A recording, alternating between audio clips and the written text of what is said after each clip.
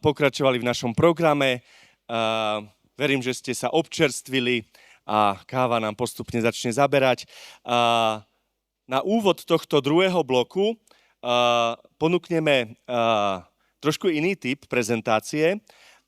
Totiž vítam medzi nami Moniku Janigovú z agentúry M-Creo, ktorá bude prezentovať príklady dobrej praxe, ktoré sa daria v meste Žilina. Je to v spolupráci s iniciatívou Slušná Žilina. Bude prezentovať príklady aktivít v oblasti kultúry, športu, sociálnej oblasti, vzdelávania a tiež spolupráce s občianskymi združeniami a súkromným sektorom. Bude to prezentácia kratšia, ale myslím, že je takým zaujímavým praktickou ukážkou, ako to môže fungovať medzi verejným sektorom, komunálnou politikou a jednotlivými aktérmi na území mesta Žilina. Môže to byť inšpiráciou. Tak pani Monika Janigová, nech sa páči, máte slovo.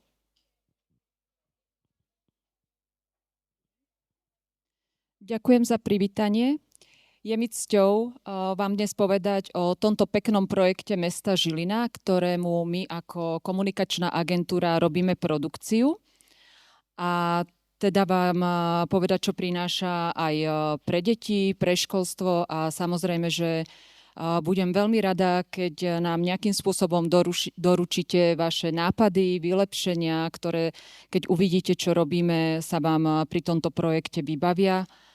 A teda ďakujem ešte raz za túto príležitosť. Ako vznikla táto myšlienka, tak medzi nami je poslanec mesta Žilina Martin Barčík, ktorý sa zároveň venuje aj prevencii duševného zdravia a on oslovil pána primátora Petra Fiabane a spolu teda dali tomuto projektu zelenú a my sme teda začali tvoriť na tom, ako by mohol vyzerať pre obyvateľov Žiliny.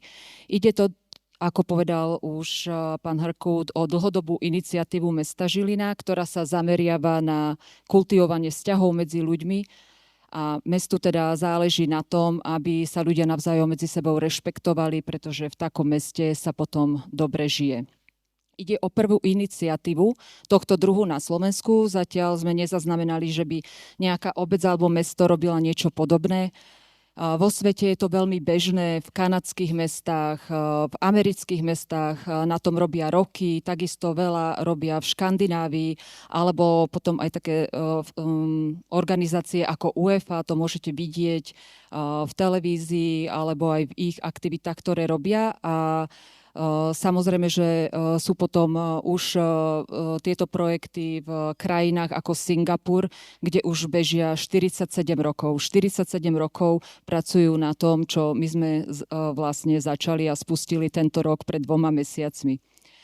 Na tomto slajde môžete vidieť ľudí zo rôznych oblastí spoločenského života Žiliny, ktorí túto iniciatívu podporujú a podporovali pri jej založení.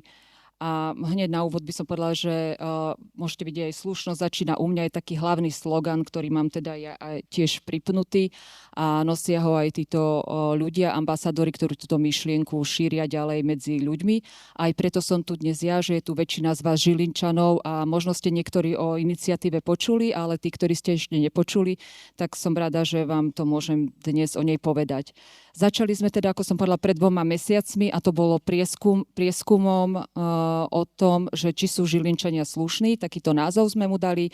Zapojilo sa do neho 1433 respondentov, čo je na také mesto, ako je Žilina z marketingového hľadiska dvojnásobok toho, čo by nám stačilo, aby sme mohli kvalitne vyhotoviť alebo vyhodnotiť prieskum.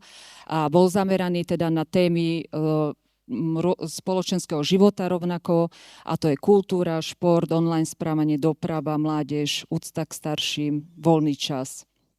Ako a kde komunikujeme? Komunikujeme hlavne na masovo-komunikačných prostriedkoch mesta Žilina, ako sú radničné noviny, ktoré patria mestu, sociálne siete mesta Žilina, na citylightoch, ktoré napríklad patria dopravnému podniku mesta Žilina, alebo na ďalších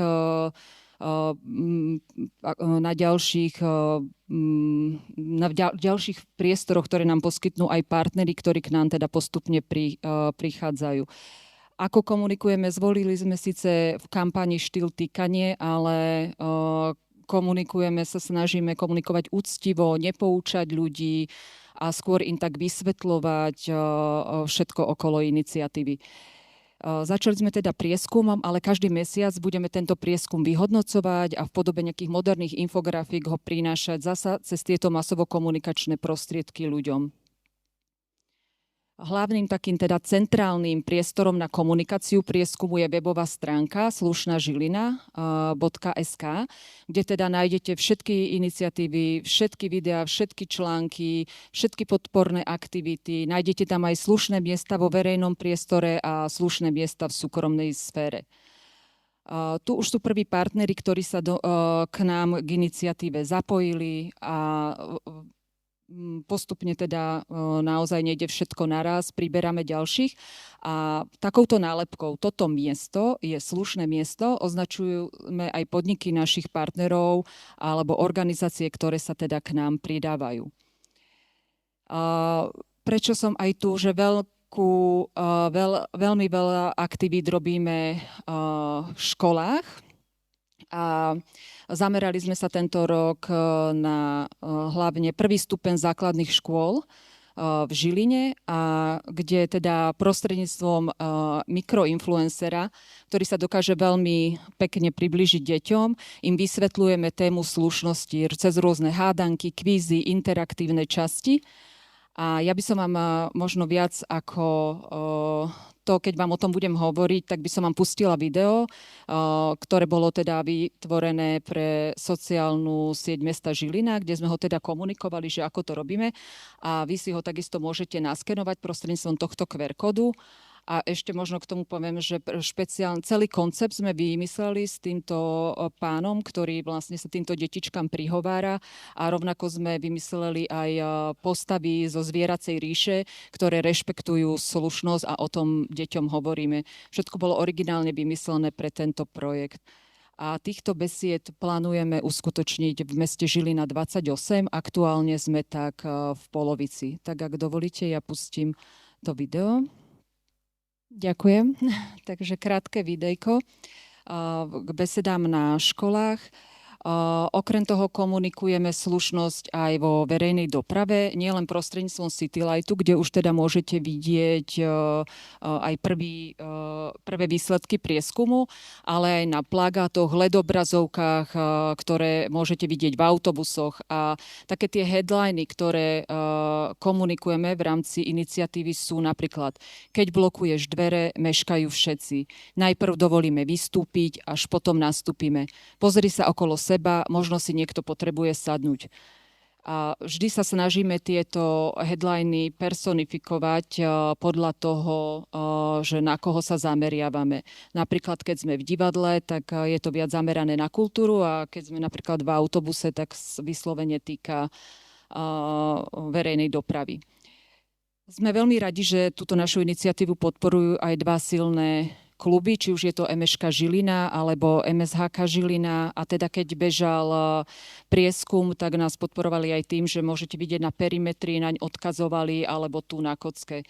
Obidva kluby si uvedomujú, že aj pre nich je to veľmi ťažká téma, a hlavne sa zamerávajú rovnako na deti, na ich akadémie a na to, čo môžu proste v tých juniorských a žiackých triedách komunikovať. Ako som spomínala, aj divadlo, rovnako sme tam na plagátoch, letkách alebo pred samotným divadelným predstavením hláška, ktorú všetci poznáte, kde upozorňujú na to, že treba si vypnúť mobilné telefóny, tak Mestské divadlo v Žiline hovorí o tom, že sme zapojení v projekte Slušná Žilina, prosím, vypnite si mobilné telefóny a tak. A tiež tú reklamu personalizujeme tak, že slušný divák robí slušné predstavenie a ty si zaslúžiš potlesk.